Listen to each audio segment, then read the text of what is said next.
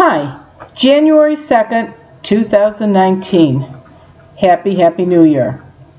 We're going to talk today about a very active January full moon. Thank goodness this doesn't happen very often. The moon has a number of names this month.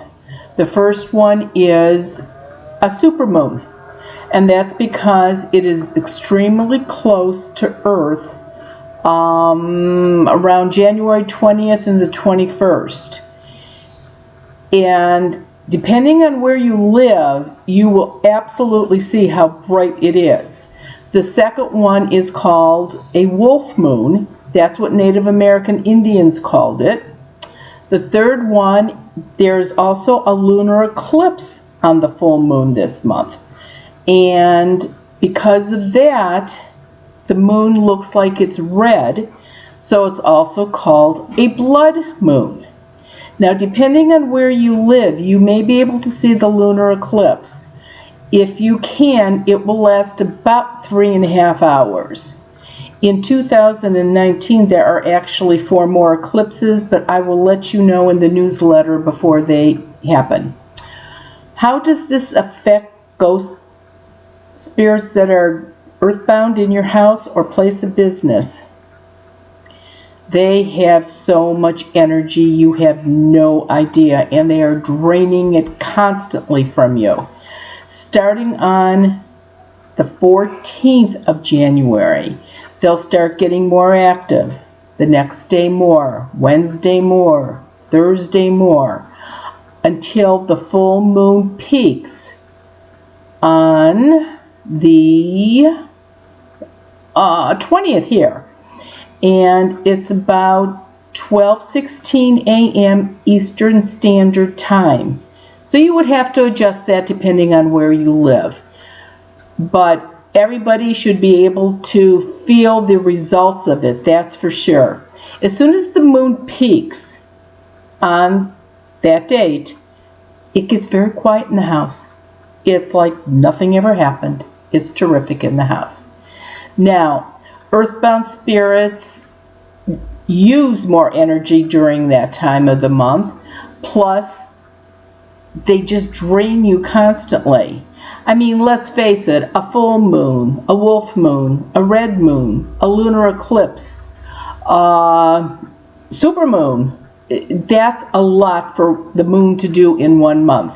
And it's ghost on steroids. That's how much energy they get from that phase of the moon. Plus from you. If you've got him in the house during this time period, everyone in the house is going to be so tired, cranky, irritable. And that's not even saying any damage that they're doing in the house. Health-wise, your children, ear, nose, throat, constant, not in bed at night. They're going to want to be in bed with you. Adults, lower intestinal problems, unexplained headaches, sinus problems, constantly bickering with whoever and everybody in the house. That is unfortunately one of the signs and the symptoms of all of this activity in January. You can slow this down a little bit by smudging.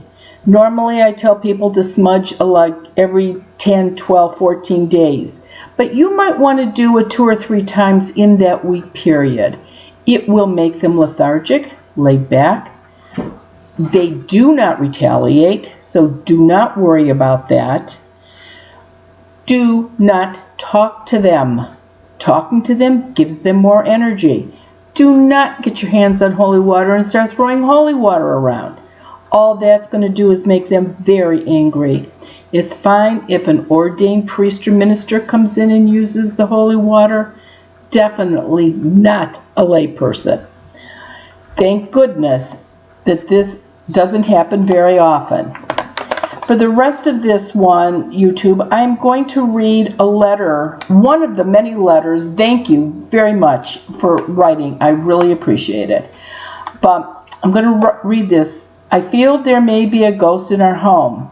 We have heard strange noises and had a light that would come on by itself.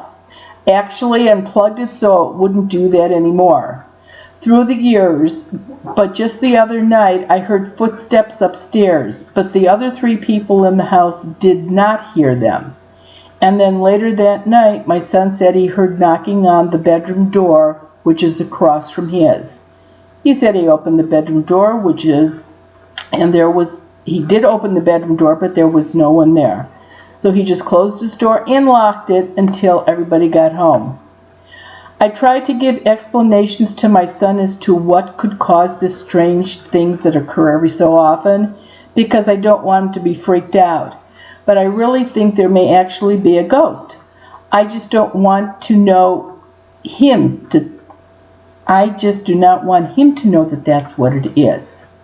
I have actually sat in his room and have said things like, "If you are a spirit, please go toward the light and leave our family in peace." Please do not do that anymore. Just trying to help them move on if it's possible. I will also get the feeling that someone is watching me every so often, or I think I see someone out of the corner of my eye. But when I turn to look, there isn't anyone or anything there. This is Sue, and she definitely has all the symptoms of somebody being in her house.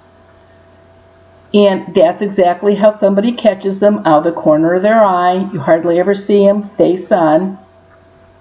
Please, please, please do not talk to them. All you're doing is giving them more energy. And if they realize you can see them, they're going to act up all the more. So ignore them. And really, telling them to go to the white light, why would they even have their white light around them anymore? And how would they know how to do that? So please do not do that. If you really want to know if somebody is in your house or you have earthbound spirits, call, leave a message, and I will definitely call you back. I'm still running behind time, but I will call. You can also go to my website, ann.winkowski.com, and there's a number of other things that you can try. Do some of those things before or until I call you back. I enjoy the letters. Please keep them coming. And I enjoy the calls too. Just be patient.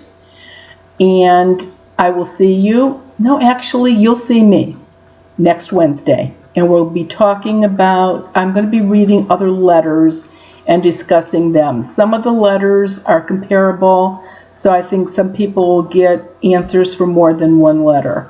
But we'll see you next Wednesday. Thank you.